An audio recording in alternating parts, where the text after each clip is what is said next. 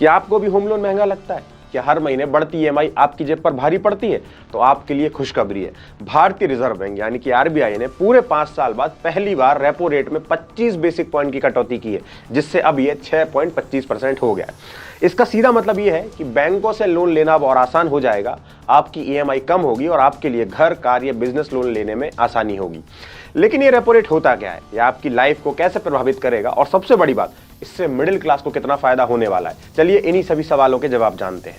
अभी repo rate क्या होता है? रेपो रेट को समझने के लिए आपको बैंकिंग सिस्टम की एक छोटी सी ट्रिक समझनी होगी।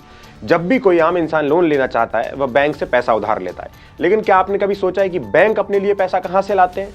बैंक भी आरबीआई से उधार लेते हैं और जिस ब्याज दर पर आरबीआई बैंकों को लोन देता है उसे ही हम रेपो रेट कहते हैं। सीधे शब्दों में, अगर आरबीआई रेपो रेट घटाता है तो बैंक भी कम ब्याज पर लोन ले सकते हैं और आम लोगों को भी सस्ती ब्याज दर पर लोन दे सकते हैं। अगर आरबीआई रेपो रेट बढ़ाता है तो बैंकों को भी लोन महंगा मिलेगा, तो बैंक भी आपको ज्यादा दर पर लोन देंगे।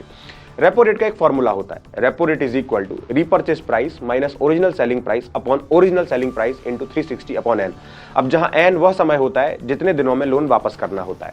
अब सवाल ये उठता है कि आरबीआई ने रेपो रेट क्यों घटाया? तो इस बार आरबीआई ने रेपो रेट को 6.50 से घटाकर 6.25% कर दिया है। लेकिन इसका कारण क्या है, आइए जानते हैं।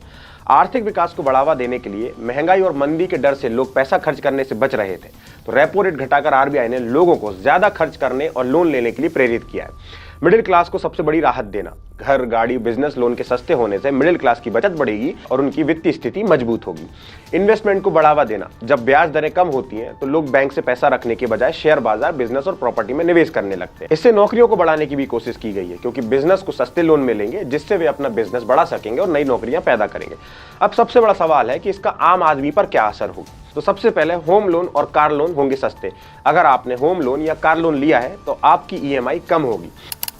उदाहरण के तौर पर मान लीजिए कि आपने 50 लाख का होम लोन लिया है और ब्याज दर 8% की है, तो अगर ब्याज दर 7.75% हो जाए तो आपकी ईएमआई में 1500 से 2000 तक की कमी हो सकती है। साथ ही साथ नई प्रॉपर्टी खरीदने वाले लोगों के लिए भी ये गोल्डन चांस है। अब बिजनेस लोन सस्ते होंगे, छोटे व्यापारी और स्टार्टअप्स के लिए बहुत अच्छा मौका है। अब वे कम ब्याज पर लोन लेकर अपना बिजनेस बढ़ा सकते हैं और नए प्रोजेक्ट्स को भी शुरू कर सकते हैं। पर्सनल लोन और एजुकेशन लोन पर भी राहत मिलेगी। जो लोग बच्चों की पढ़ाई के लिए एजुकेशन लोन लेना चाहते हैं, अब उन्हें कम ब्याज दर पर लोन मिलेगा और जो लोग पर्सनल लोन लेना चाहते हैं उनकी ईएमआई भी कम होगी। स्टॉक मार्केट्स और इन्वेस्टमेंट में भी बूम आएगा। ब्याज दरें कम होने से लोग बैंकों में पैसा जमा करने की बजाय शेयर बाजार और निवेश करने लगते हैं। इससे शेयर मार्केट में ग्रोथ देखने को मिल सकती है और म्यूचुअल फंड्स में निवेश करने वालों को भी बड़ा फायदा हो सकता है। महंगाई पर कंट्रोल और बचत में भी बढ़ोतरी होगी। सस्ती ब्याज दरों से लोन लेना आसान होगा, जिससे लोग खर्च करेंगे और अर्थव्यवस्था तेजी से बढ़ेगी। इससे नए प्रोजेक्ट्स, इंडस्ट्री और इंफ्रास्ट्रक्चर डेवलपमेंट को भी बहुत सारा बूस्ट मिलेगा।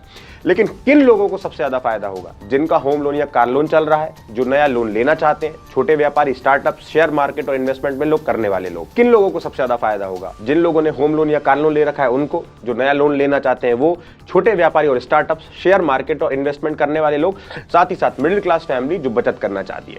क्या आपको अपने बैंक से संपर्क करना चाहिए? हाँ, अगर आपके पास होम लोन, कार लोन या पर्सनल लोन है तो तुरंत अपने बैंक से संपर्क करें और ब्याज दर कम करवाने की मांग करें।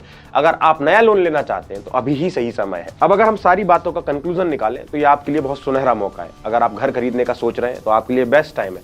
अगर आप अपना बिजनेस शुरू करना चाहते हैं तो सस्ता लोन लेकर तुरंत शुरुआत करें। अगर आप शेयर बाजार में निवेश करने का सोच रहे हैं तो इससे अच्छा मौका मत गवाइए। क्या आपको लगता है कि आरबीआई का यह फैसला मिडिल क्लास के लिए फायदेमंद साबित होगा? कमेंट में अपनी राय दें और इस जानकारी को अपने दोस्तों के साथ जरूर शेयर करें। जय हिंद।